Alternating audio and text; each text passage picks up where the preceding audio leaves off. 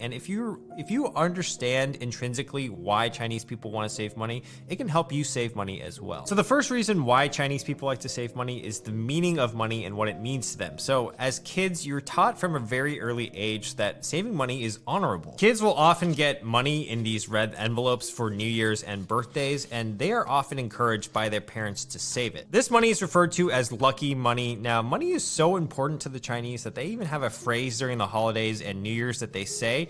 Instead of Happy New Year, they say something else. Let's listen to Ronnie Chang, the comedian, explain it better than I can. Even during Chinese New Year, the biggest holiday for Chinese people, Chinese New Year, when we see each other during Chinese New Year, the way we greet each other is we say 恭喜发财 or 恭喜发财 in Cantonese.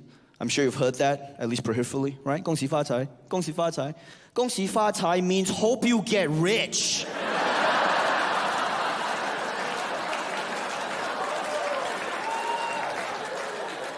That's not Happy New Year. That's pretty funny because it's also true. You can also see the importance of money in the way that people in Chinese society treat other people with a lot of money. People with a lot of money in Chinese culture are deemed successful in many people's eyes, and so it's often viewed as a good thing to have a lot of money. Now, being successful also has its other perks in China, and that actually brings me to my next point, which is demographics. Up until 2016, China actually had a one-child policy that was implemented in the late 70s and early 80s to kind of stem overpopulation. And that means each family could have one child. Now, if you had more than one child, you would just be slapped with a fine.